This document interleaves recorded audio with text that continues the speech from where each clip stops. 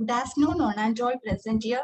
It's my honor to introduce the speaker of this session, Dr. Ganesh Kumar. Dr. Ganesh Kumar is currently holding the position of Professor and Head, Department of Biomedical Engineering, KPR Institute of Engineering and Technology, Coimbatore. He has more than 21 years of teaching experience from various engineering colleges like Gungu Engineering College, Dr. Mahalingam College of Engineering and Technology, and PA College of Engineering and Technology. He was the principal investigator for DST, Government of India funded project of rupees 13 lakhs for the project titled Sound and Vibration Analysis in Electrical Machines Using Virtual Instrumentation. He was sanctioned with an financial assistance of rupees 8 lakhs from AICTE for implementing Industry Institute Partnership Cell. He received funding from various agencies like CSIR, ICMR, DRDO, BRNS, ISRO, etc.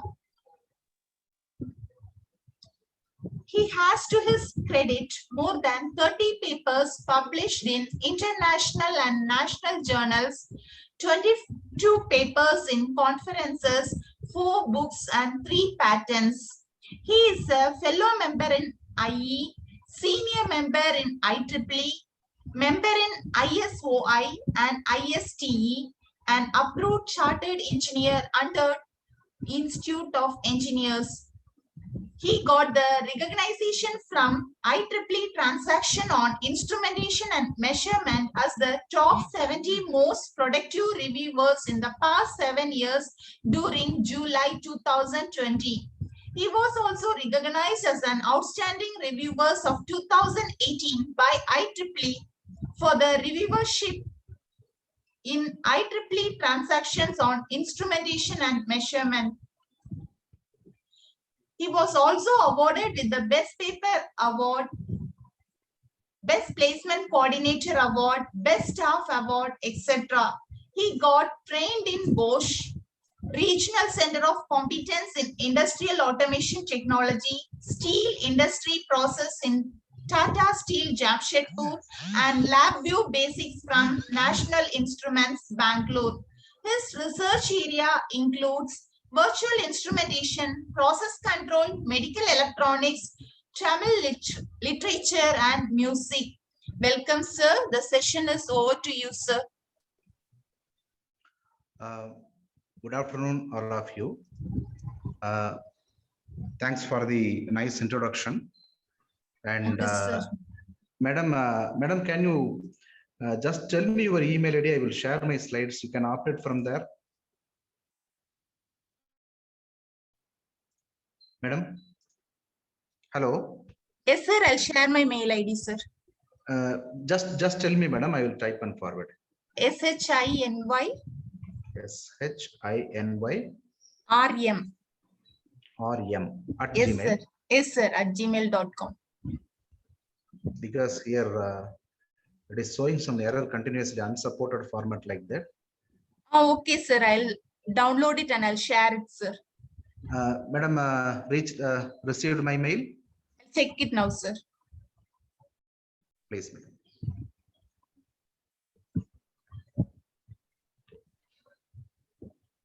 Yes, sir. Received your mail, sir. Please operate, madam.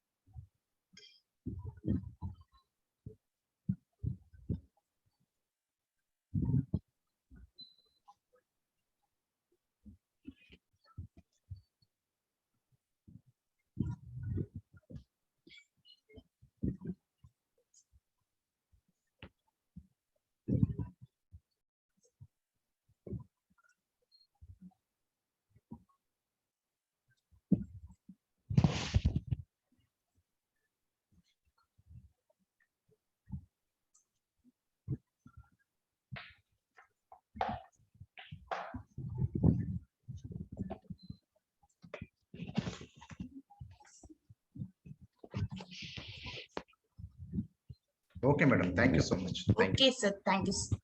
Thank you. Please share in full screen mode, madam.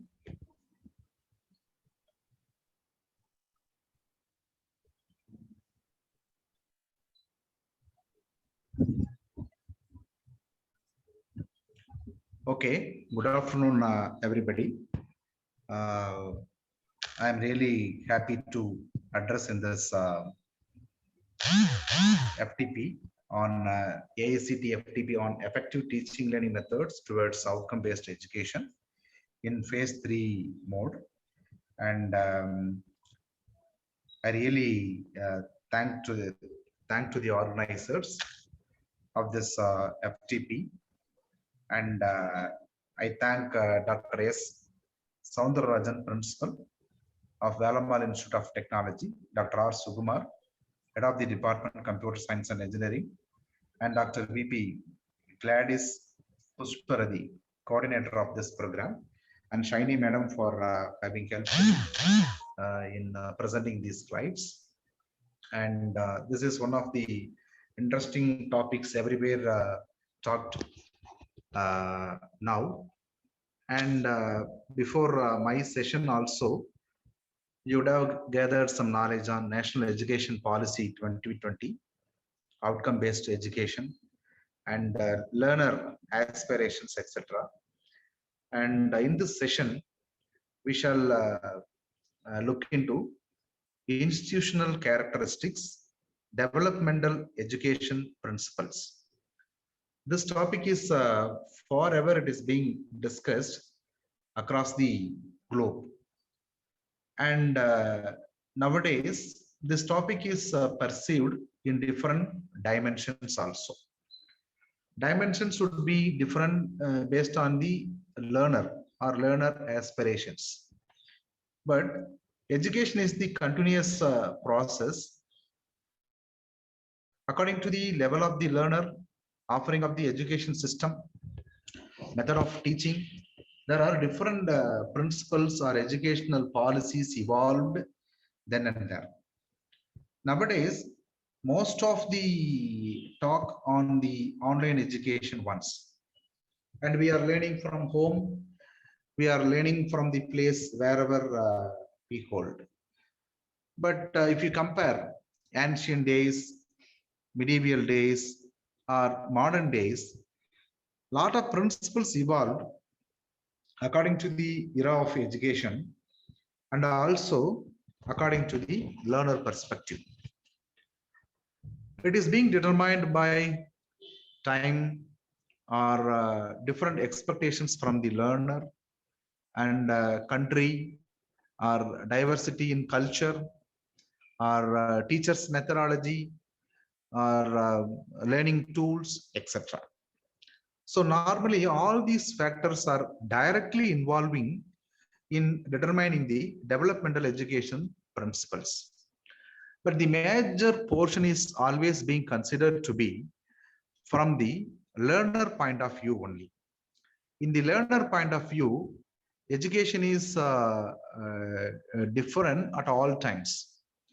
Not only in the school education or collegiate education, or even post-university education also, according to the industrial needs or according to the research institute needs, we do continue our learning process continuously.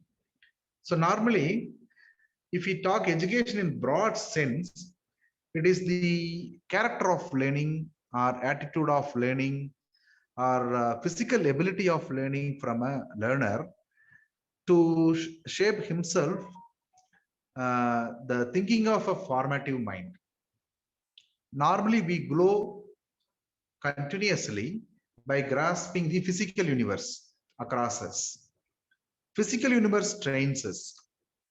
It is training our senses. It is training our mind. It is training our decisions.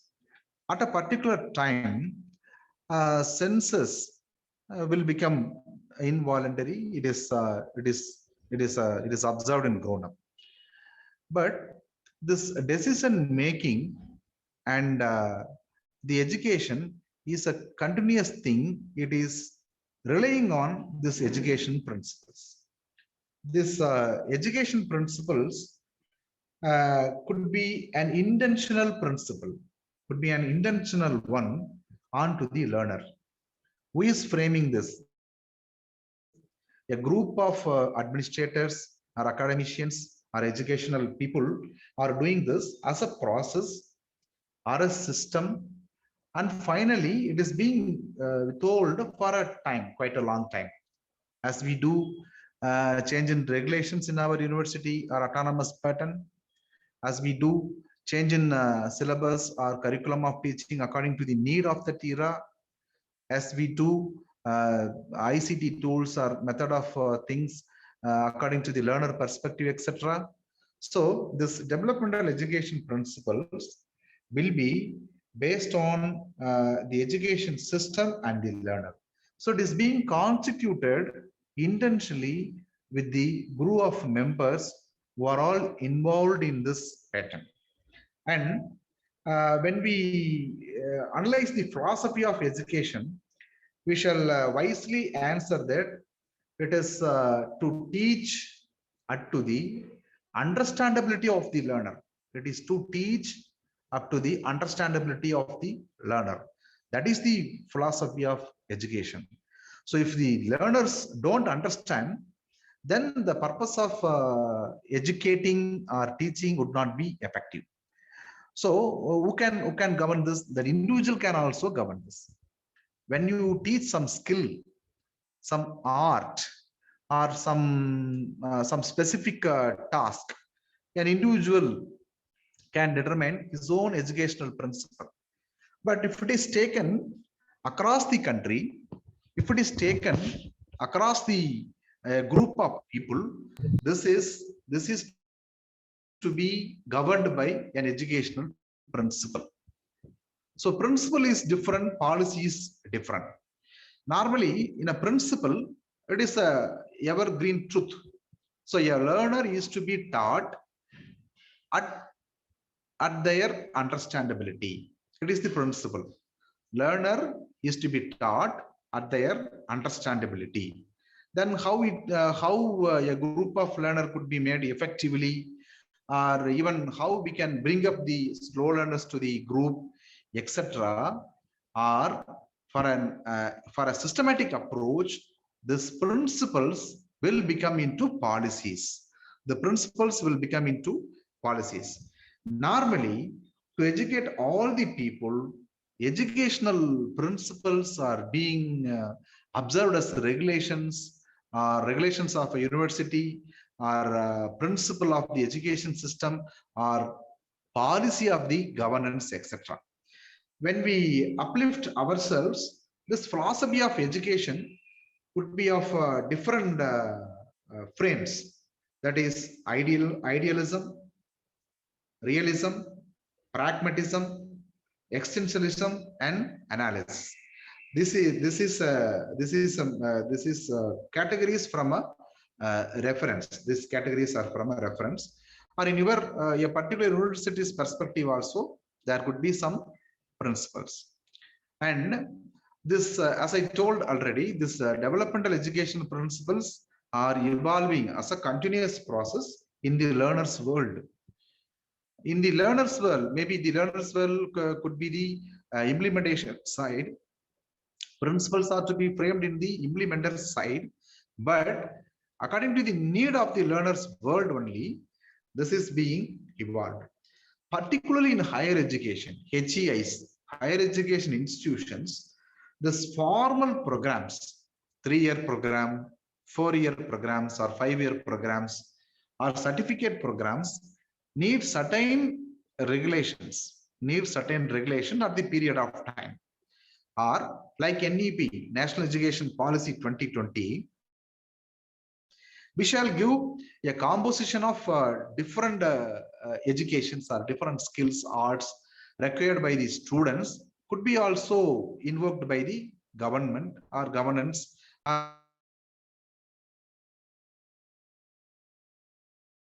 Normally, these people are governing body, are responsible for the policies.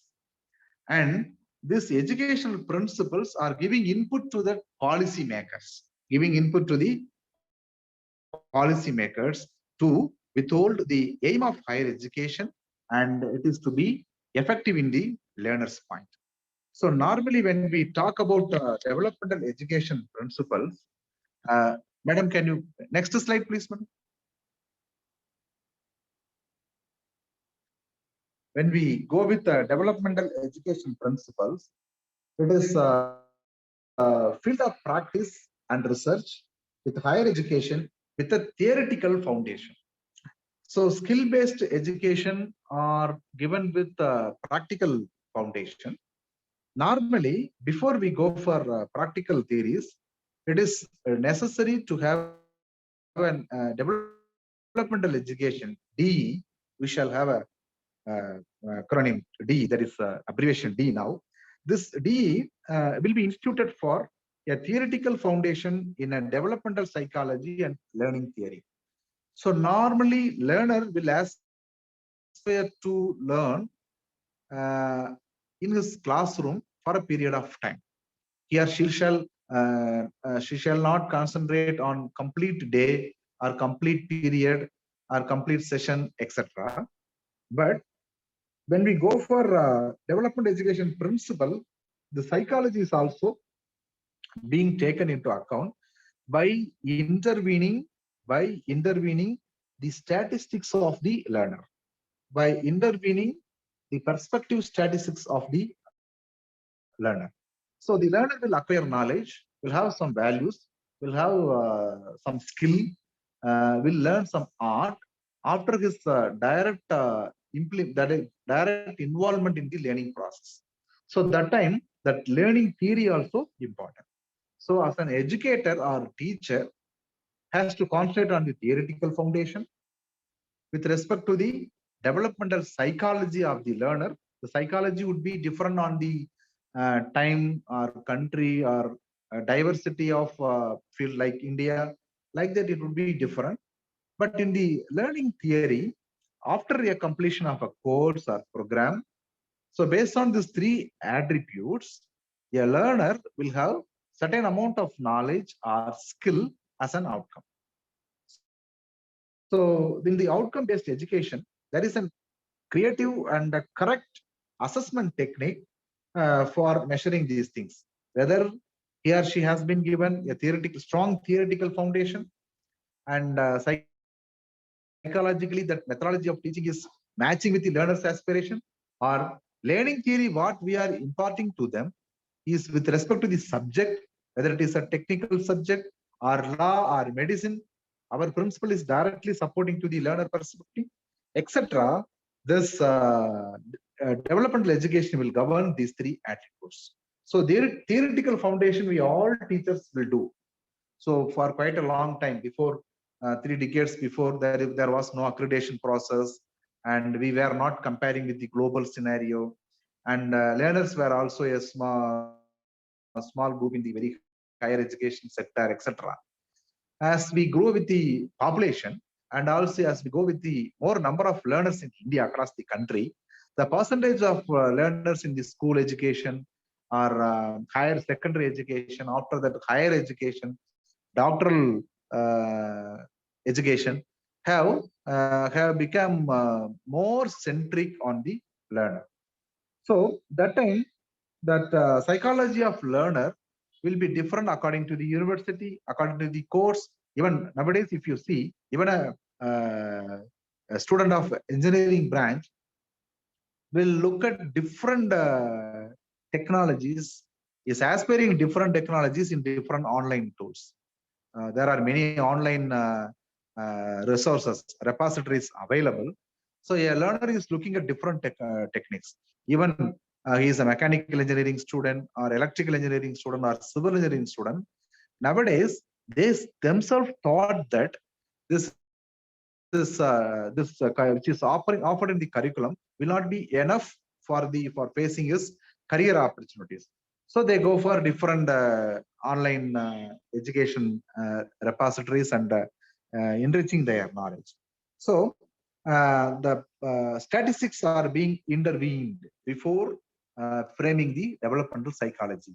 So actually, a national education policy is the outgrowth of this learners statistics only. So in India, there were policies for quite a long time, but nowadays we are looking at a different policy or different principle on education, because learners outgrowth or learners outgrowth is expecting some of the different dimensions. So before framing the developmental education principle, we take the statistics of the total learners thing in the past decade. So as I told, when we go for different education policies, educators are to education are too capable of facing the learners' aspirations with the different modern tools. And also, in the models of teaching, when we go for learning theory, theoretical foundation we are going to offer, practical component will be there, learning psychology or development psychology we are going to frame. But in the learning theory, different models of teaching is there. So we have to make the environment for learning. We have to make the learner-centric experienced learning. We have to frame certain opportunities in the education to learn some other value-added things for the learner. Like that, in the models of teaching, there are many aspirations. There are many aspirations. It promotes the cognitive and affective growth of all post-secondary learners at all levels of the learning continuum. Normally, in the cognitive learning or affective learning process, there are many methods. Many methods are being referred. With respect to William Glaser, there are fundamental methods like that: instructional objectives, entering behavior of the students, instructional procedures, and performance assessment will be composed in the learning theory. So normally in the instructional objective, what you are going to teach, it could be taken as lesson plan or a laboratory plan or assessment oriented plan or continuous assessment system or any certificate based system, whatever it could be. What would be the instructional objective? In the learning theory, the first framework will be the instructional objective. Normally, this instructional objective is expected to be cognitive between the educator and the learner. And if it is synchronous with one another, this knowledge is transferred to the learner as he aspires. And this educational objective is framed with respect to the subject or with respect to the learner or with respect to the outcome expected, like our program educational objectives, program outcomes, or program specific outcomes, what we deal, POs, PSOs, POs, etc. And in OB, there are many indications for enriching this education instructional objective, etc. Normally, in our syllabus also, we frame objectives, outcomes, etc. for a single subject or single curriculum or any value-added courses like that. So instructional objective is a part of the learning theory. The second one is entry behavior of students. We fill with the prerequisites and we certainly go with some prior knowledge, expectation of prior knowledge on the learner, etc. When we select some elective, we expect some prerequisites. When they go for some higher semesters, 5th semester or 6th semester, etc., and we compose the subjects in their first year or first semester, second semester, or in their second year in the 3rd semester or 4th semester, we frame some subjects in order to fulfill the aspirations of the educator. What he would expect, this learner should have already known these things for studying my subject, like that. So these things are accounted in the behavior of the students. Normally in the instructional procedures, the third point, it will differ from program, whether it is engineering, medicine, law, art, science, or any other skill-based education. So this instructional procedure would be different, or even with according to the university offering the course or industry institute interaction, or sometimes A teacher will take the students, group of students to the field and they can teach, or multimedia based learning. There are many things in the instruction procedure. It is also in the learning theory. So this makes once again the cognitive behavior between a learner and a educator. And the final one is the verification of outcome, that is performance assessment. That is performance assessment. It is also in the learning. It is also in the learning theory. So normally assessment is being composed by your controller of examination, or that regulation will give guidelines for assessment, a continuous assessment part, and end semester examination part, etc. This also is being accounted in the developmental education domain. Normally, when we go for development education principle, a policy is D is guiding for the policy making. D is guiding for the regulation making. So we are into framing this learning theory, that is instructional objective, behavior of the students or learners, instructional procedures, and performance assessment, etc. So this would change the knowledge acquisition part of the learner. So this knowledge objective of the learner will be taken into another 3 learning theories. Those learning theories, once again, I go with the reference of Dr. J. Watson from their paper, that is behaviorism, cognitivism, social constructivism. So it has been elaborated in different papers. That literature is very much available over the on the internet, and also they have written some papers also in this learning theories. So in the learning theories, behaviorism, after learning cycle, after learning period, after imparting certain learner, what behavioral change an educator can impart on the learner? That is behaviorism. So learning is the acquisition of a new behavior through conditioning. That part conditioning will give us the principle, education principle for us. How you are conditioning a machine, how you condition a student or learner, how capable you are in changing the learner ability or learner behavior after your course of teaching. And when we teach an engineering course, he has to become an electrical engineer, he has to become a computer engineer or law graduate. What behavioral outcome you are imparting, that is much important. What behavioral change from a school domain to higher education domain, from second semester to final semester, from fundamentals of programming into a project making, from a project making into a product making. How you are changing the behavior of the student. It is a technical attitude. In terms, it is referred to be the technical attitude of the student. That is behaviorism with respect to J. Watson. And cognitivism.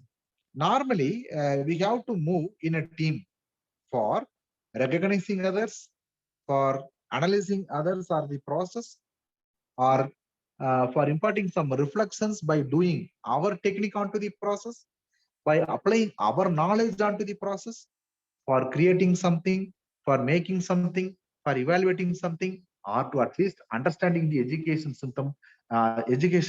systems to the extent.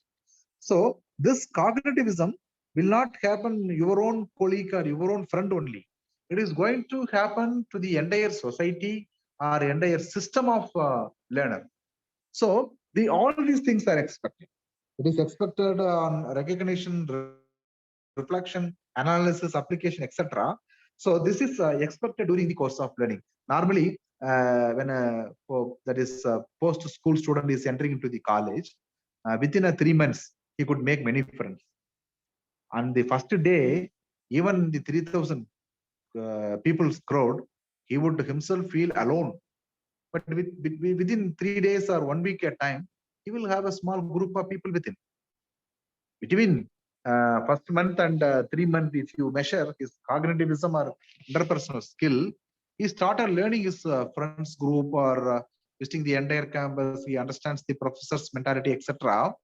And also at the same time, he is slowly progressing his learning also.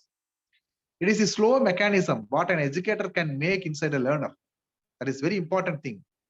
Knowingly or unknowingly, directly or indirectly, an educator creates a direct impact, a merciful impact on the learner. Normally, this is being measured as educator and learner relationship. Here, the terminology defines cognitism.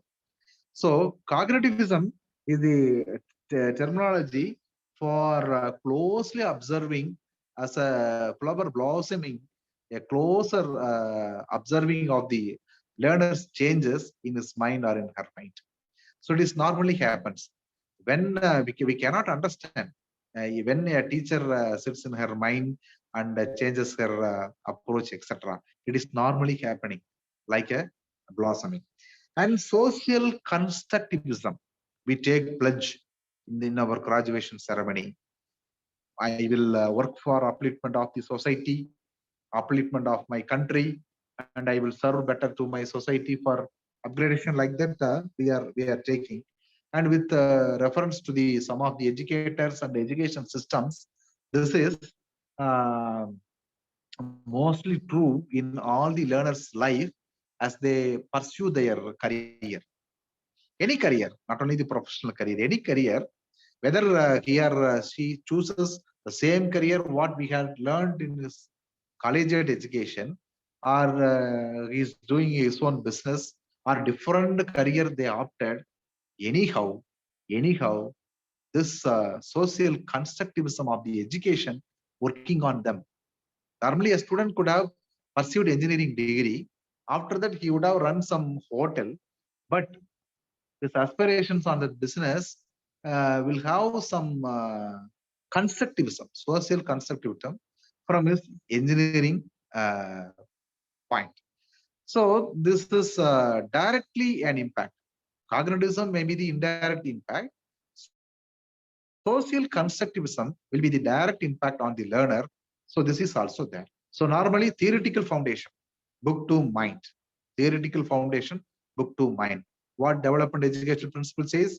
Frame a curriculum, frame a syllabus, select a teacher with all the qualification and eligibility what an university or governing body expects. That is for teaching that, for making the theoretical foundation on the learner. That is theoretical foundation. In the developmental psychology, it is between one-to-one or one-to group, whether it is broadcast or multicast, from an educator to a student group. It is being expected inside the classroom or entire course of learning for 4 years or 5 years. This developmental psychology is also being taken care by the developmental education. And also learning theory, as I had stated, it has many metrics. It has many metrics from the different educational researchers like Glaser, Watson, etc., with instructional objectives, behavior of students, instructional procedures, performance assessment, etc., and also with three important learning theories like behaviorism, cognitivism, and also social constructivism, etc. These are the learning theories to create a learner comfortably in this domain of learning with an outcome. Normally, this D, developmental education principle, is also responsible for incremental changes in upgrading the level of skill competency, as expected. So what is the expectation? 100%? Or what is the expectation minimum pass for getting a degree? What is the expectation? So skill competency can be verified by the industry or by the project manager who is offering him a project or offering him a job. But normally, what is the expectation of the skill competency? How we are awarding the degree? A minimum pass in all subjects. What is that pass percentage? 45%, 50% in all subjects, pass in all subjects in all semesters, pass in all his laboratory courses. But anyhow, there is a matrix. This matrix is to be compulsorily met. For that also, the developmental education should have some principle. I have already told you principle only will become policy. Principle will become only regulation, or through which process? Principle into policy, policy into regulation, regulation into governance of system, or systematic approach in imparting each subject or each laboratory course for earning a degree. So normally, this developmental education is responsible for not only for theoretical foundation, development psychology or learning theory, and also the incremental growth of knowledge or level of skill competency as expected in the learner's mind. This is an important thing. Madam, next slide, please, Madam Shaini, Madam. So developmental education limitations. So we are comfortably entering into the. We are sitting in a room. There are many educators discussing about expectation of the students and what tool can be used, what methodology we have to adopt. Then nowadays these students are like this. Those students are like this. There are events like this. There are problems like that. There are culturals like that. Those students cannot be fulfilled, and these students can be easily taught. Like that, there are many stories. There are many statistics. There are many versions. But this developmental education has to have policies to overcome those limitations also. What are the limitations in theoretical foundation? What are the limitations in the development psychology? What are the limitations in the learning theory? If we compose, will all the learner accept this? Can you keep a huge analytical subject like mechanics or RCC structures in your first semester subject itself without having any fundamental knowledge? And nowadays, I tell to some extent, learners are being stressed. That is an inherent limitations in all policies or principles. Why they are being stressed? When they are coming out of the college or system, they have to have all these skills.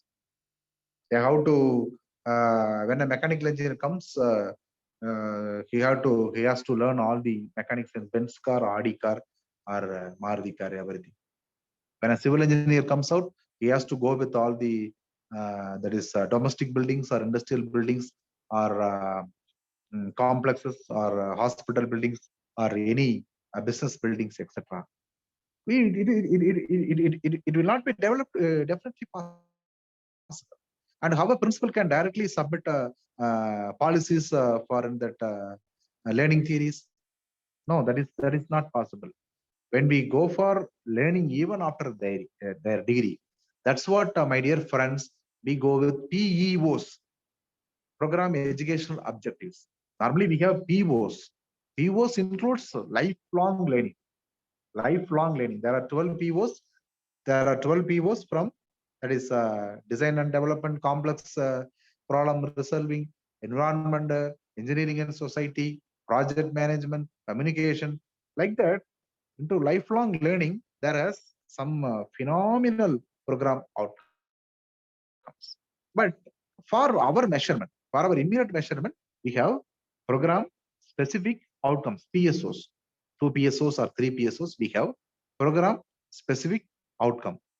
Immediate after passing, what my boy, my girl will be capable of doing. That is PSOs. But still we have PEOs. So after 4 years of completion, after 5 years of completion, what can my boy can do? So he would have studied on French bond or English bond, etc. But definitely after 4 years in a construction company, he can be a civil engineer of managing a business building. That much of talent he can slowly acquire.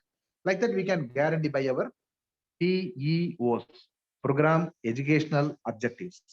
But if there is a problem in meeting this between these PSOs and BOs, who is to go in, who has to be taken into account? That is this development educational principles, and it has to analyze the limitations of the theoretical foundation part, developing psychology part, and also the learning theories part. So here, DE programs are hard to assess due to differences in program components and implementations. There may be a law student.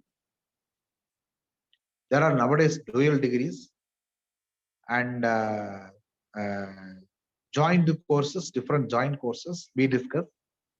Open electives we discuss. Even in elective, there are different compositions. We discuss about interdisciplinary education, national education policy, interdisciplinary education. Beyond that, we are discussing about multidisciplinary education also. In engineering stream, some other subjects could be included. Liberal arts we discuss, So normally, difference in program components will fetch different program implementation in the process. So how in micro level it can be analyzed by a principal maker or policy maker when they develop development education.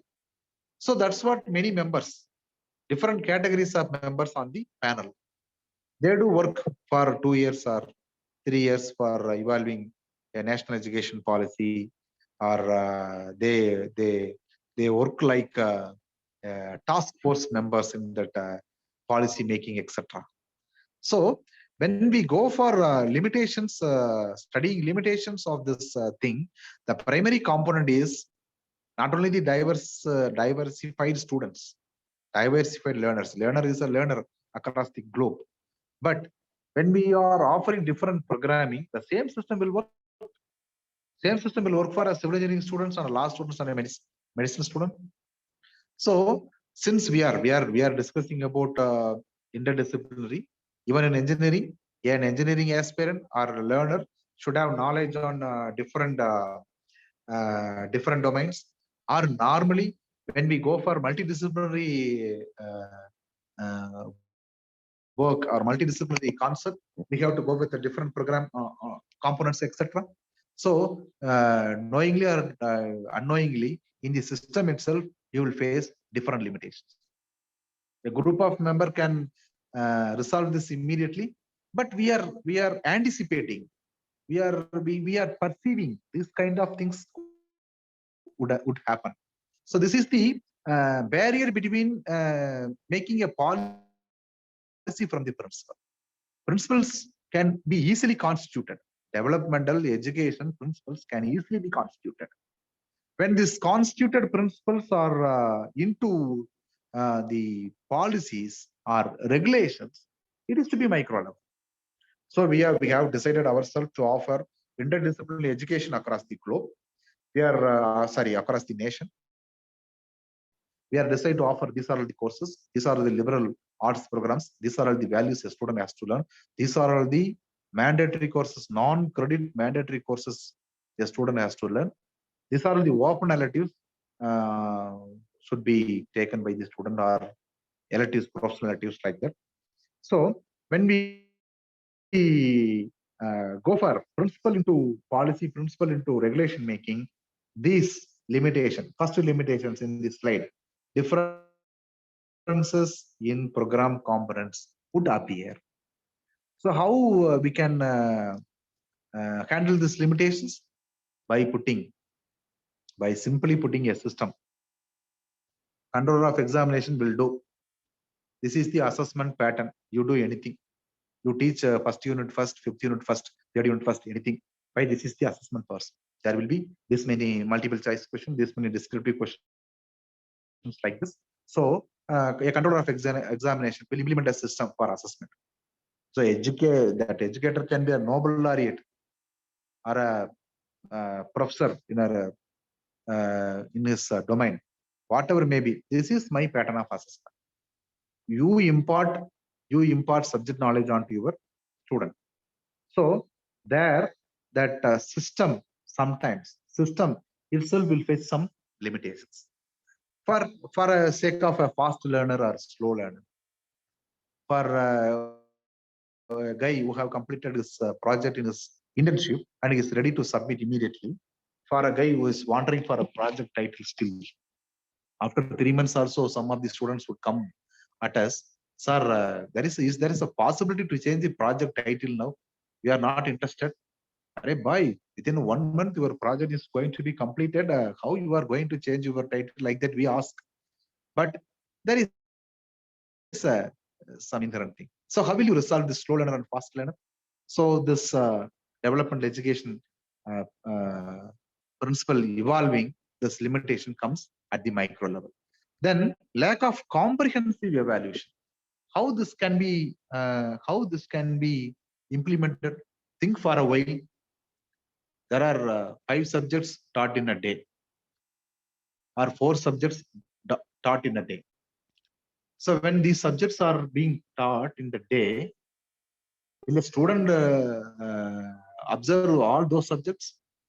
If you teach 4 subjects, one subject he may be interested, or all the 4 subjects he may be interested, and in one subject for a particular time he would be interested fully. He may ask questions, and he would make notes, etc. In another period, even he would sleep. And when we go for a comprehensive evaluation, how a learner can be evaluated for with all these things. Comprehensive evaluation means for a whole lot of curriculum, for a whole lot of subjects, whether it is 6 subjects or 3 practical courses. When we make a comprehensive evaluation, we are directly doing. We are merely doing, because we have all passed our UG courses, PG courses, PhD courses, etc. We are merely doing on our students. That's what I quoted, that our we are slightly stressing our students. So we intend to impart comprehensive evaluation. Developmental education permits that comprehensive evaluation. It is to be evaluated. We are not ready to decrease the number of subjects. Some universities are doing that. Decrease the number of subjects. Instead of 4, 6, they go for 4. And that 4 subjects will have an inbuilt laboratory. Automatically, the learning fulfillment will happen.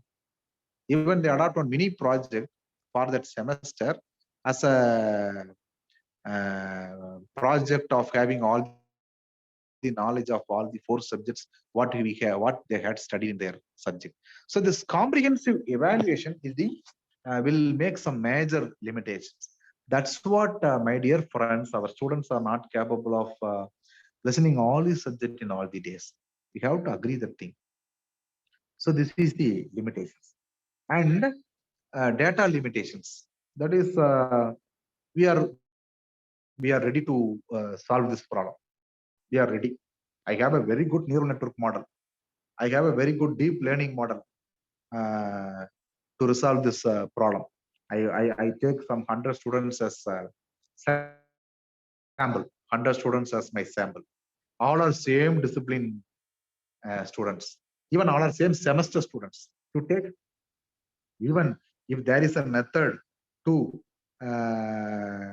quantify the knowledge of a students, you can have a very good amount of standard deviation.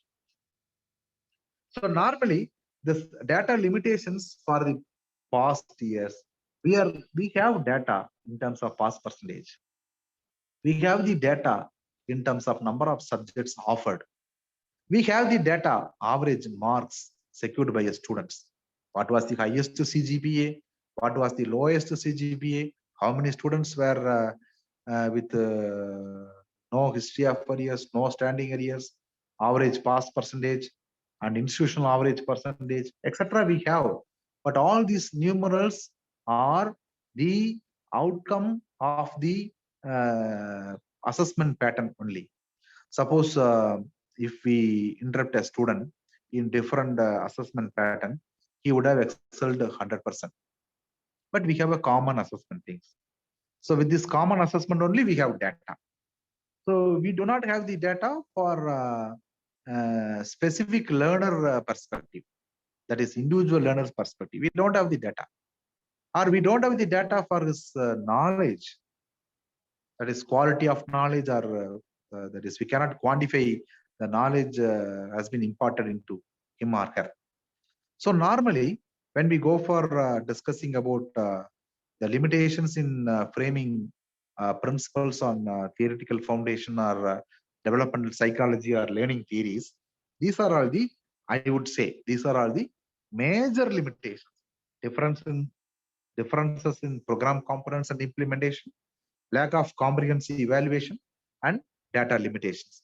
All these three things will have its own approach, at the ground level, because the people who had framed this principle into policy cannot address all these problems at the micro level. It's definitely not possible. In one university, that is instrumentation will be taught in different manner, another university will be different manner. So this policy making or regulation makers could not be responsible of it, but these limitations are existing. Madam, please, madam, next slide, Shiny, madam. Challenges in implementing DE, that is challenges. Most of the challenges we know, since all the participants in this group are respected faculty members.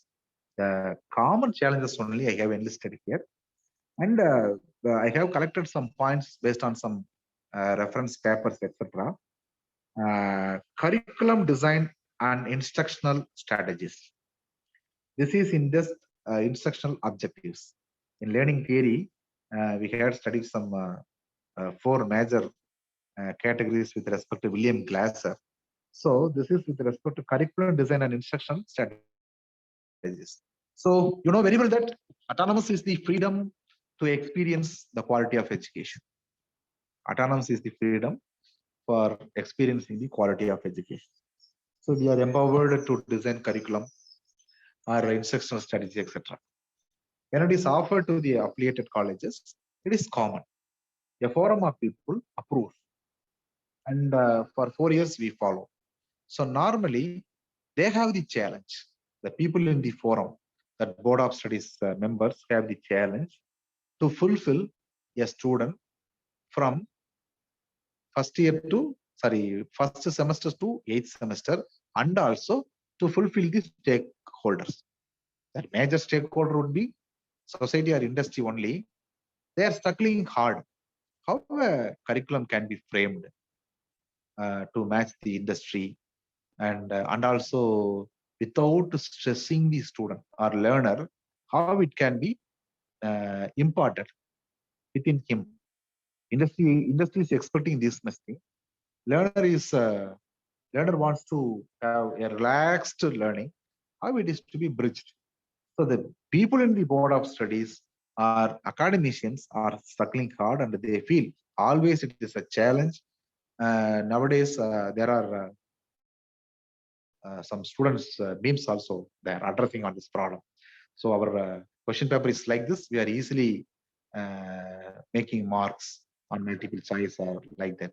So they know the technique of mark making, but that bridging the expectations is somewhat harder during the framework of curriculum or instructional studies, and also faculty and staff supports. So on a different qualification or experience group, or even they have all the eligibility, the method of teaching of the subject by 2 different faculty members on 2 different sections. Even in the 3rd year, same subject, microprocessor is handled by Mr. X in the section A, Mr. Y in the section B. That is that handling the students, teaching the subject would definitely vary. Will not be exactly the same. There are many attributes. There are many attributes governing the TLP, teaching learning process, and structures supporting learning. And they can have all the facilities, and even they can have a nearby industry for teaching their manufacturing technology course by taking the students to the field visit with different lathes or milling machines or hobbing machines or drilling machines, etc. And instead of teaching all along in the laboratory or all along in the board with different multimedia students, if they are being taken to the industry, even one unit can be taught in a single day by showing all the machines. How many of the professors will have those opportunities? So the structures supporting learning process may not be available all the professors at the same time. If it is, how all the learners will have the same quantity of learning. So this is an important challenge. Yeah, developmental education principle is to address. Then policy issues, I had already told you, we cannot comment more on this because we shall suggest, we shall discuss, and we shall analyze the merits or demerits or limitations on that. But policy makers, government will be the policy maker. Our top forums like AICT or university will UGC are the policy makers. How a discussion can be forwarded to them. They think the nationwide education. They think the nationwide learners' aspirations. So they have something in their mind, and they are to make policies like that only. So we cannot comment more on this, but this is the real challenge when we evolve D, that is development education principle. This is a real challenge. Some policies cannot be addressed by us. By a professor cannot address a policy. So curriculum design, faculty, structures, supporting structures for learning, and policies will be the challenges. So what we have to do, a theoretical foundation, development psychology, learning theory. What are the limitations? We have limitations like different programs, comprehensive evaluation, and data limitations. What are the challenges? Right from the policy, supporting faculty, curriculum are going to be the challenges in D. Upon this, we have some key concepts for effective educators. Shiny madam, please, next slide, please, madam. So key concepts for, thank you, madam. Key concepts for effective educators. So there are many things. This has been taken from a paper, Journal of Developmental Education paper, and the topic on refocusing developmental education. Refocusing developmental education. So the authors were C.A. Wambach and T. Brothen. So they have indicated some 7 concepts. First one is, this concept are cyclic. Anything can be placed at any place. So continue and refine literary skill developmental courses. There are different intelligence level among students. This is addressing one part. Vary course placement requirements. This can be perceived after 1 or 2 years of learning of the student. Even in for engineering education, we shall plan in their pre-final year or final year. Even the first year, if you ask a student, can you tell me your dream company? He may tell many dream companies. In second year, and among the group, 1 or 2, 3 companies will vanish. In third year, he or she would be specific on his or her dream companies. In final year, after placement, whatever may be the company he has got placed, he will work for that company to make his dreams into reality. So, very course placement requirements and developing a range of placement testing procedure. Most of the companies are adopting, even most of the institutions are training on this part, and a different group of students, even soft skill training, aptitude training, company oriented training, programming or coding training, then interpersonal training. That is, a student is to be composed with all these attributes to serve better in an industry. So use theory to inform practice, and this is apart from all interpersonal skill, they have to have some technical knowledge. It is important, so they have to go with that practice, and also integrating integrating students into curriculum, underprepared curriculum. We cannot tell that as underprepared curriculum because I have taken the same word from the authors, but we normally prepare a curriculum that is over prepared to stress the students. But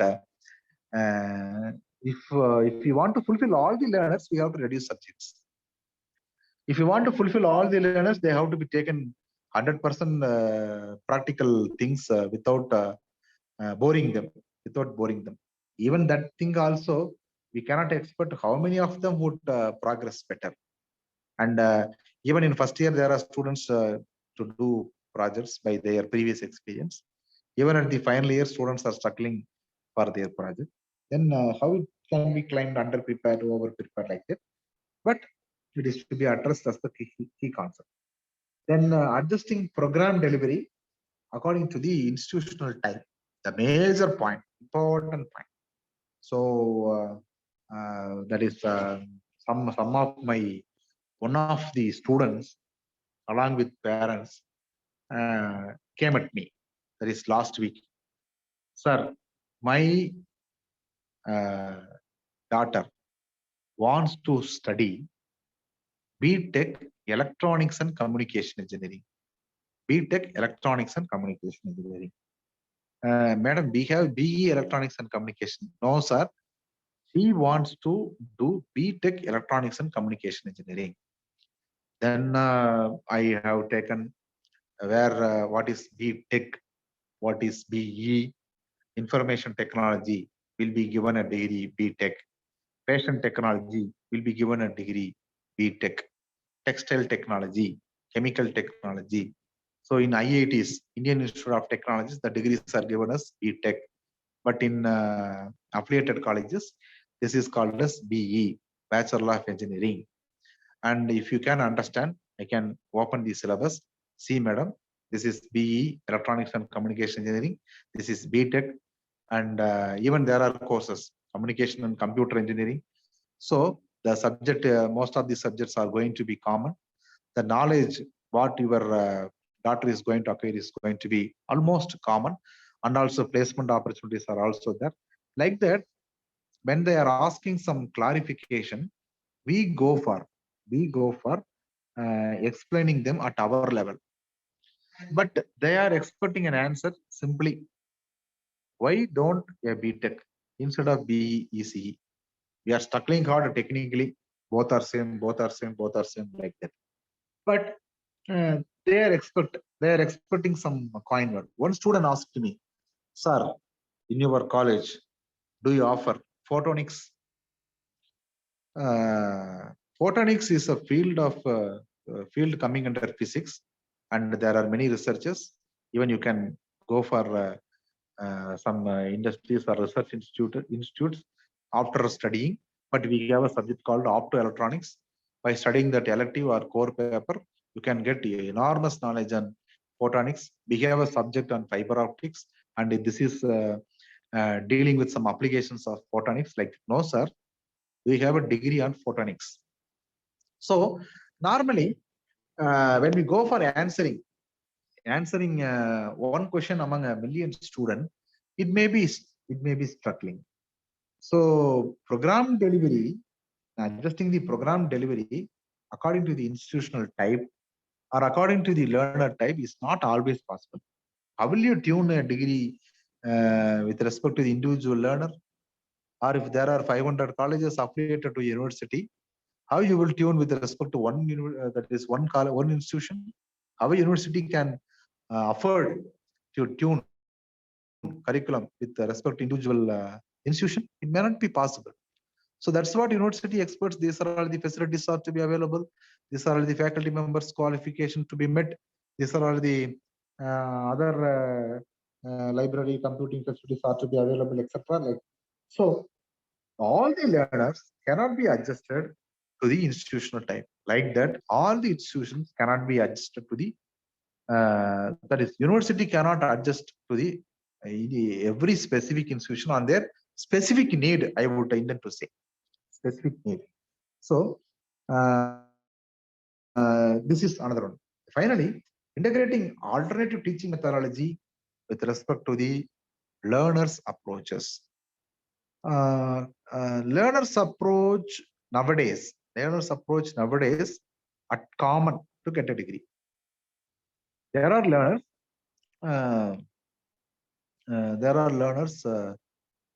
With some specific goals, etc. There are many learners that degree is to be earned in a relaxed manner. So for every time, suppose a same teacher teaches the same subject next year, he or she will change some learning methodology, teaching methodology at his own experience. Last year we had a Delta student like this. This was the topic. This was the struggle. This year we shall change it. Instead of struggling in the board, we shall go with one video. Or instead of struggling all along, we shall give some coding-based assignment. So like that, they can decide. But this is also possible if a professor is handling the same subject on different groups based on studying their own experience on different groups only. But normally, this key concept enlisted by the authors, that is, this journalist is for developmental education, enlisted by the authors, making an effective educator. These are all the key concepts, and key concepts are to be looked as a core value. But as I had already told, there are limitations, there are challenges. Challenges for the policy makers, limitations for the policy handlers at the micro level. This is one among that key indicator, key concept for retuning all the time, retuning all the approaches. That is integrating alternative teaching and our learning approaches. So these key concepts for effective educations are measured, whether you are tuning the methodology or placement oriented training. What is there? There are many software industries are visiting, even from civil engineering to computer science engineering, chemical engineering. All the engineering students are going for software engineering. Why all the syllabus can be enriched with software programming like Python programming or C programming, whatever maybe the thing is expected for 80% students placement, it cannot be done. So nowadays, one technology will be discussed a lot. Within 3 years or 4 years, the technology will go, some other technology will come. So how an educator do? The responsibility of the educator is to make a curriculum for electrical engineering, what his outcomes to be. For mechanical engineering, what his program specific outcome. For instrumentation engineer, what is expected. Like that only we can do. So if you tune ourselves for the placement, even curriculum, subject, topics will be ever changing, and that's what specific training for placement or most of the students' aspiration is being oriented. But curriculum is for the outcome, OB only. That is what is expected on that course. So this is all these key concepts are to be concentrated, but there are challenges and limitations to be addressed at the micro level. So it is important to note when we create the developmental education principles to make an effective educator. Shiny madam, please, next slide, please. So it has been already addressed, national education policy. So I can quickly go through on this policies. So moving towards multidisciplinary universities and colleges. So this will address multidisciplinary education. You would have studied that policy document and the key points. You would have noted in the first session of this FTP also. And more undergraduate education and also institutional autonomy. That is moving towards faculty and institutional autonomy. Here, I anticipate one thing. There are many repositories are evolving. I don't want to name them. There are many online forums are evolving nowadays. They have hundreds of courses, 100+ courses at your time. They are classifying 1,500 plus courses. So there are many things. In fact, the course content with some exemplary notes are very appreciable. But moving towards faculty and institutional autonomy, when we talk about this online repositories, this would become a challenge. This would become a challenge to the faculty, and also in learner perspective, sometimes a teacher or faculty can clarify, can show a care, a mentoring care on the student. So that's what I told, three theories of learning theories. In developmental educational principle, there are three learning theories. One is behaviorism, cognitivism, and social constructivism. So normally, one-to-one interaction happens. A teacher acts as a mentor to take his students as his family member. A bond, a psychological bond is established. Psychological bond is established. So for this ethical behavior among the learner and educator group, this autonomy, faculty autonomy or institutional autonomy is being accepted.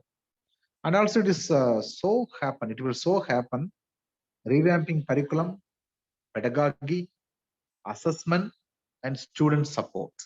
Revamping curriculum, pedagogy, assessment, and student support.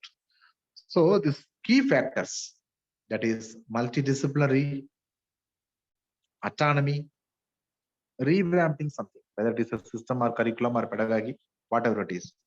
So these are the key indicators are being addressed. Why for multidisciplinary?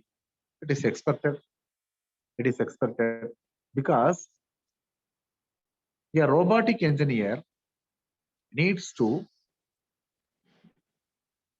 know about mechanical structure, electronics and electronics interfaces,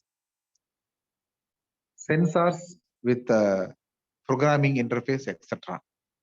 Automatically, an interdisciplinary electronics, mechanics, computer engineering, it has become interdisciplinary.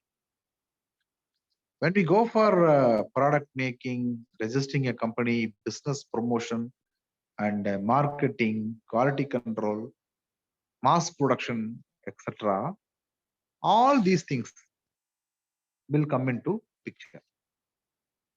In the previous DE principles, our education system had led the learners group to learn automatically by interfering with the external world. But nowadays, they are expecting in the curriculum itself. After passing out the degree, when he works in an industry or starts his own business, they will themselves learn the marketing strategies. They will themselves learn customer needs, quality control, everything they will need. But nowadays it is that is legal things. Everything they will learn by their experience. But it is to be addressed in the curriculum itself. That is the core value of the NEP. What are the things expected by their own learning or their own experience, it is to be addressed in the curriculum itself. That is NEP, multidisciplinary. Institutional autonomy or faculty autonomy is addressing on imparting the same thing, that is same outcome in the institution itself. For these things, the student has to be on multidisciplinary, has to have multidisciplinary knowledge. Faculty is ready, institution is ready. So something is to be done, that is called revamping. Revamping is to be done for addressing this. There are different opinions on this. There are many opinions on this across education people or states. There are many opinions, but things at broad. Expecting at a multidisciplinary education, offering the faculty and institutional autonomy, then definitely, certainly, some things are to be revamped. That is Indian National Education Policy. So this policy, Madam, next slide. This policy is referring integrity of faculty, institutional leadership position, etc. And also there are many things.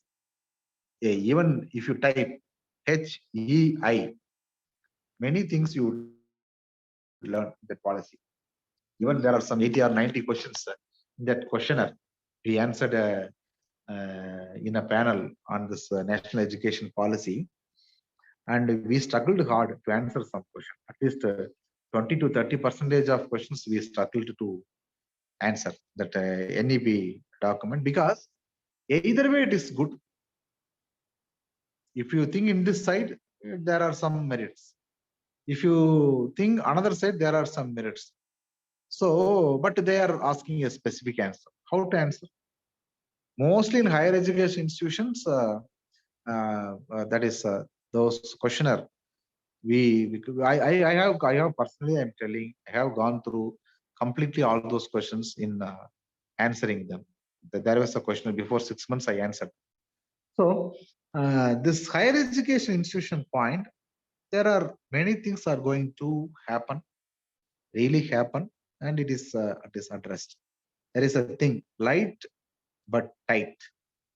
We claim it is a light, multidimensional, multidisciplinary curriculum, but in a learner perspective, it may be right. If they are continuous learners all the day, not 24/7, even at 6 hours or to 8 hours, if they are continuous learners, possible. There is possibility in this learning approach. But when we go for different inclusiveness or policies, this is somewhat thing. Madam, next slide, please, madam.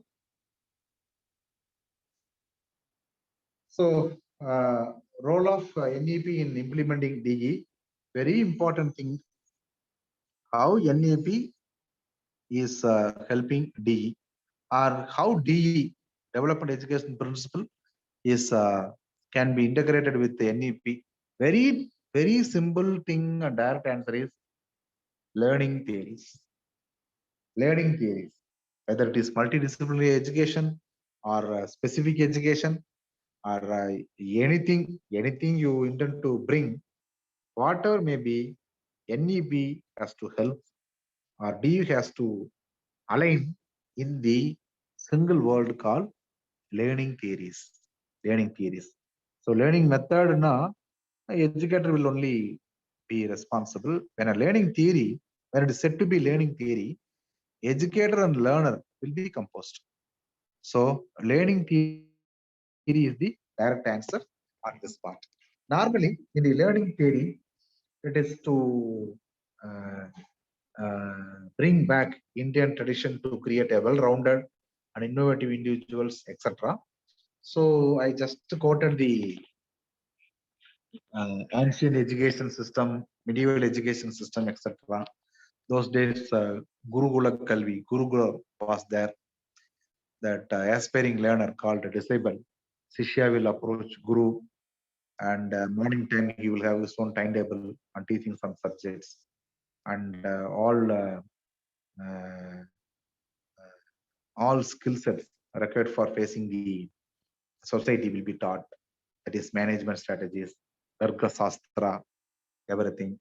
Then all the techniques to become a warrior will be done. That is archery, that is sword handling, etc. Like that, there are many things. Slowly, it is migrated into Thinnai Pallikudam. That is there something. அங்க வந்து வால் பயிற்சி வில்வித்தையில திண்ணை பள்ளிக்கூடம் was திண்ணை பள்ளிக்கூடம், and that on those days, the medieval days, there were many literature compositions. So all will study major thing is literature, and some of the life skills they will attain in the day course in their tenure of learning or in the lifelong learning only. And simply they were into broad categories. One is with government, another one is with agriculture. So with agriculture, there are many subsections for helping the agriculture. So people involved in that.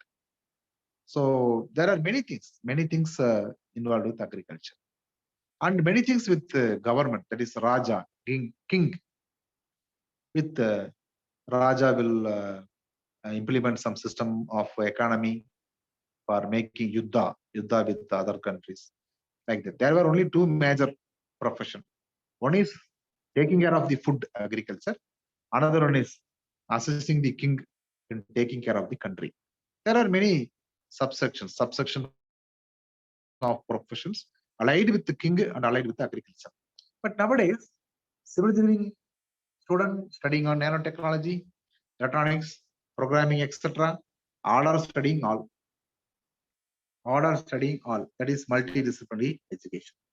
So when we are going in this direction, is our bound duty to take care of traditional values also. So this role of NEP will address that issue. Madam, next slide, madam. So here, this slide you would have already been addressed in the national education policy. Even though university with the defined activities and research institutes with the defined activities, I are going to be collaborated. An academician is to continuously helping for industry. An industry is to be participative enough in the academic activities as a stakeholder. It is highly bonded. Now we are isolated. Nowadays we are taking some steps. Before 2 decades, etc., we were teaching students are going to the industry, then we will invite them. And slowly, when this autonomous concept evolved, many of the industries are participating in curriculum, that is industry-oriented curriculum. And nowadays it is possible. I told you, the principles or policies or regulations are emanating from the learners' statistics. Learners' statistics, the data. Once upon a time, before 3 decades, there were a few institutions were offering this industry-oriented courses. Learners were aspiring those institutions. They were fulfilling. They were rigid and traditional engineers across. But nowadays, all the colleges or institutions are wandering for participation of industries. This is a healthy growth, and it is being addressed now. So when we go for the framework of interdisciplinary or multidisciplinary education, this will be fulfilled. This will be immediately fulfilled. So research institutes and universities will have a perfect tie-up.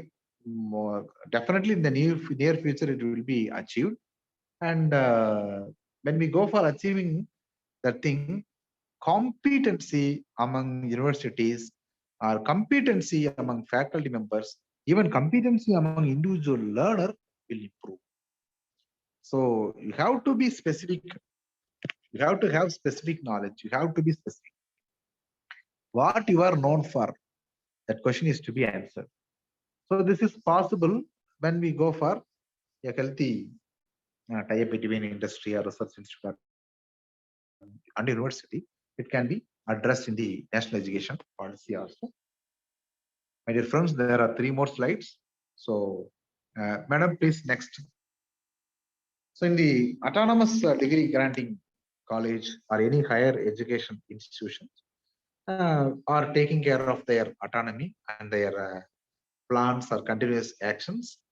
And this developmental education, when we go for autonomous institution, definitely it will be different between one HEA and another one HEA. When we go for universities, that too in India, there are many states and different with the different cultures. So university and between universities and universities, there may be different things. But one single policy, national education policy, is going to govern. And nowadays, on once upon a time, there were select examinations, etc. Nowadays, learner, one of my students, having learned engineering degree and worked with ARM and Microsoft, etc. for 7 years. After that, he studied law in Delhi.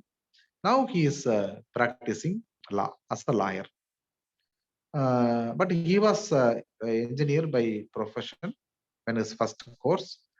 Very successful engineer because he has got very good placement and successfully doing engineering profession in ARM and Microsoft. Even his father is also an engineer, a manufacturer of analytical instruments.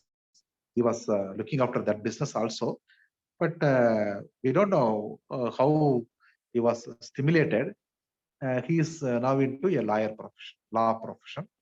Pursued law, successfully completed, bar council member, doing that. In Western countries, this like this engineering plus law, medicine plus law, like that, people are very successful. So this multidisciplinary policy, one day or another, will become a satisfactory policy for all prospective learners or all prosperous learners, I would say, to fulfill their career. The career will be very confident on. Nowadays, people are working in switching their career, taking risk, whether it is calculated risk, unnecessary risk, like that they are working on. But one day or another, definitely this multidisciplinary knowledge. If you know 2 or 3 professions, you know agriculture, you know engineering, manufacturing, and also you are a very good programmer. Why you are going to worry about your life and earning? You will, if it is one is affected, you will take another one like that. I think this multidisciplinary education will give the confidence among learners uh, to positively possess their professional career. So their career, it is not a career opportunity, that career itself their opportunity. Like that, it will go. So this is, madam, next slide, please, madam. So same thing. This is only statistics. I have taken from directly taken from NEP that PDF file, that is gross enrollment ratio at 2040 or 2035, etc. You would have already referred through. Madam, next slide, madam. Open distance learning. I told you, online programs, repositories. Definitely, my dear friends, one day or another, this thing will dominate us. That is, I envision, I personally envision this thing. These things will dominate us. And in learner perspective, they have multiple options. Even we can also create a course. We can leave. Definitely, we should have some multidisciplinary ability to look into our career. But the learner's perspective, learners will have different opportunities in this open distance learning. Because by having a single skill, you will be in that single domain. By having multiple skills, you will be confident enough. If there is a software boon, you have a programmer, you will be having good prosperity. Then relax the switch into agriculture. I have one story. One project manager. There are top 5 giants in India. He was within India some 5 or 6 years. Then he was deputed to USA. He worked there for 7 years as a project manager. Now he returned and looking after agriculture. He knows agriculture. He is doing agriculture. He is a chicken farm and agri land, and now he is doing some freelancing job with some companies. If he interested and if he finds time, he will do. Otherwise, he will early morning go to the farm and doing this. But he has some 14 years of experience in a topmost software industry. Among them, 7 years he was the project manager. So this open distance learning will create multiple things. That is, it will enrich your career. It will nourish your career. I would say it will nourish your career in different message. Okay, madam. Next slide. So to conclude, there are 6 points I have enlisted as a conclusion. This developmental education principles will take care of complete teaching learning process. Complete teaching learning process. It will guide in the regulations to have a suitable assessment. It will guide in the regulation to have a suitable assessment. It will take or it will implement a feedback mechanism for verifying the autonomy. And also with the feedback mechanism, it will plan for continuous improvement. When we go for continuous improvement, we should have the feedback from all the stakeholders. Normally, main stakeholders industry. We take parents, society, alumni, that is the students. Students are going to be the engineers to the industry. Students are going to the engineers to the industry. So this is for importantly for improving the mechanism. Engineers into, that is students to the industry. So continuous improvement, and also this developmental education principles will address for people perspective policies.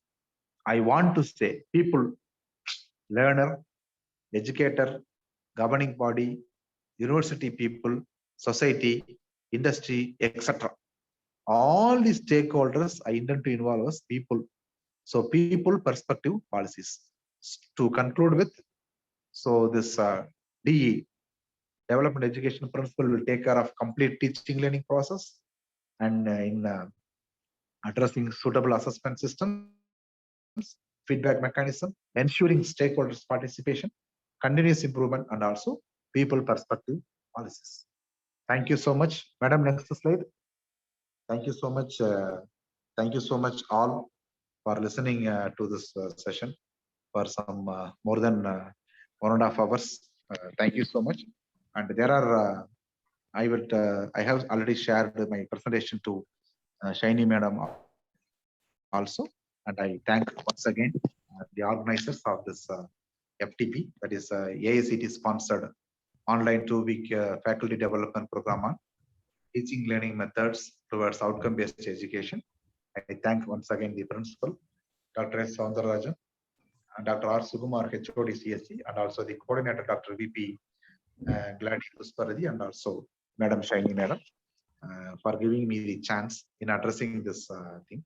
Thanks to the Department of CSE and Artificial Intelligence and Data Science of Velamar Institute of Technology. Thanks for this great opportunity. Thank you so much. And if you want to interact, please post me some your questions. And also, thank you so much. Thank you, Shiny sir. Thank you, sir. Participants, if you have any queries, you can ask, sir.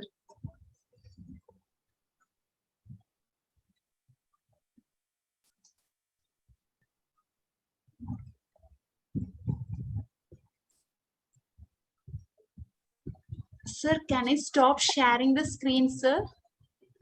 Okay, madam. Please stop, madam. Okay, sir.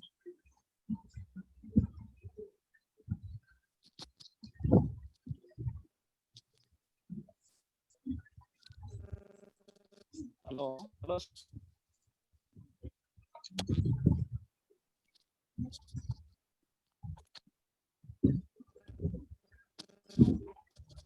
Sir, there is one question in the chat box. Difference Yes, between current policy and new policy, sir? Multidisciplinary education and the new policy, the learning is learning theories with social constructivism. The simply we shall claim as multidisciplinary education, madam. In that is when it is implemented, we will all feel. We will all feel. I have attended 2 workshops on this, and we have gone through that document, etc. completely. The simple thing is multidisciplinary education. I would add one point. Upon having the multidisciplinary education, a candidate, a learner will have confidence in leading his career. That is a simple thing, sir or madam.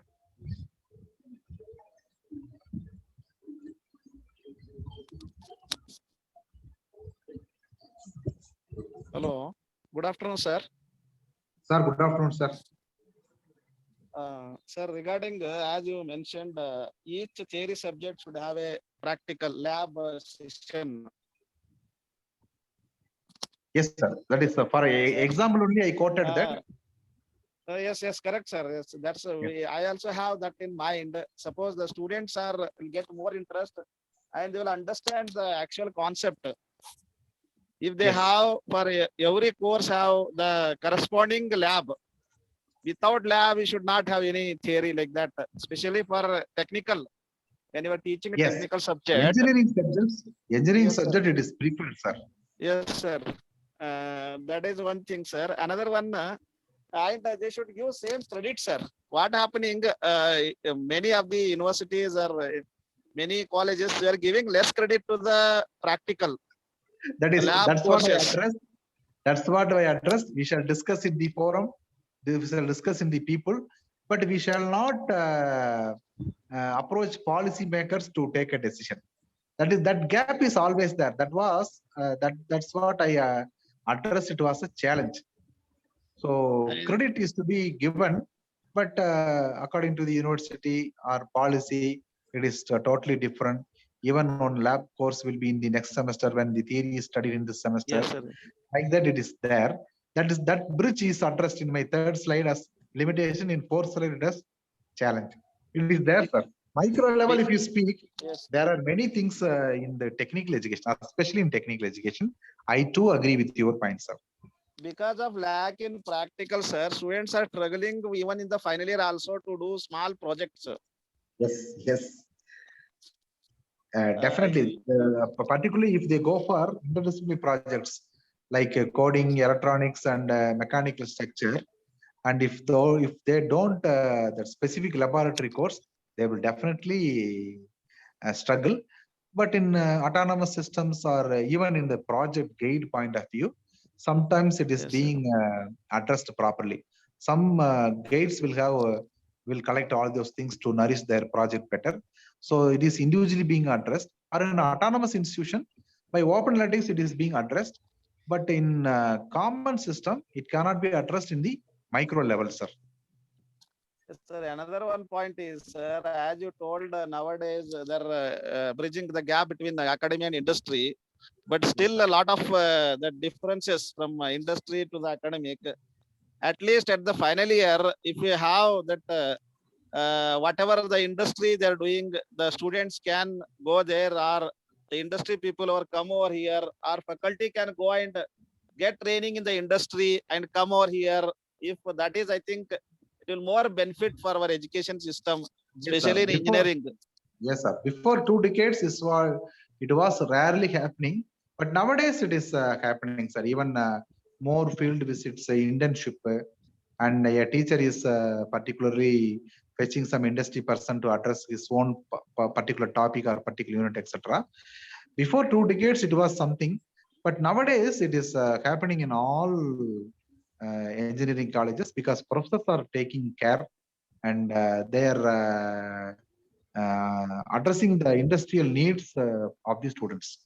It is nowadays it is, but your point, if it is made mandatory in the curriculum, and once it was made, sir, in Anna University also once it was made, that time institutions were struggling to adopt many industries for compulsory industrial visit and training, and nowadays without mandatory notes, it is being achieved, sir. The quantum of achievement is comparatively better before a decade or the previous decade. At least minimum 5 industries should be tied up with each course, sir. That is, I think it will be benefit. Yes. Good. Minimum 5 industries would serve better. Yes, definitely. And also it will they will offer some training to faculty also. Yes, sir. So that faculty will be confidently teaching the subject. Minimum 5 industries can serve, but more industries are to be there. Sir, that is the reason, sir. One more, sir. Just if a faculty knows what is actually happening in the industry, we can relate what you are going to teach in the classroom. So it will be more benefit, I think so, sir. Even if they take their student to the field visit, that field visit can be mapped in the lesson plan also. This topic I have planned with the industry. By taking the students there, it has been taught and completed. The topic is complete. Like that, they can map. If they are given that option, it will be vibrant also. Because it's a forum, all the professors, just I raise the question, sir. This is my Very mind. good. All are listening. All are listening. But comparatively, I am speaking before. Comparatively to the previous decade, this decade it is happening much. It is being addressed. Thank you, sir. Thank you. Thank you, sir. Thank you.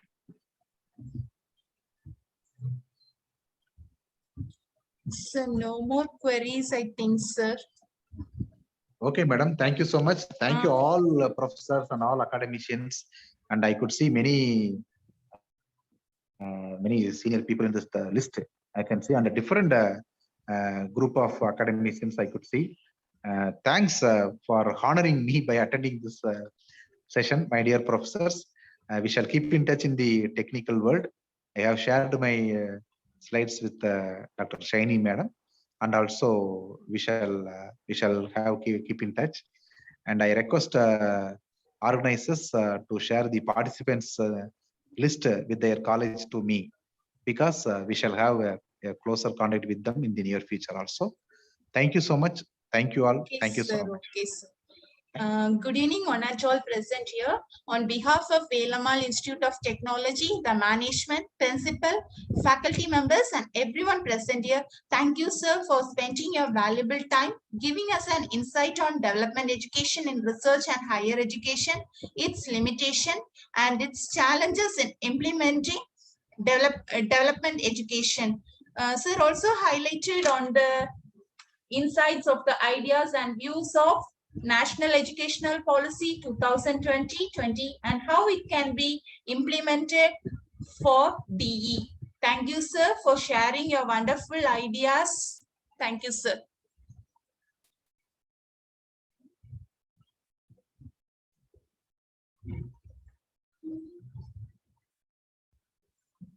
Thank you, madam. Please share me the participants list also along with their institution, madam. Okay, sir. Okay, sir. I'll inform Gladys, ma'am, sir. Please send to the mail. My mail ID is with you. Thank you, madam. Okay, sir. Okay, sir. Thank you, sir.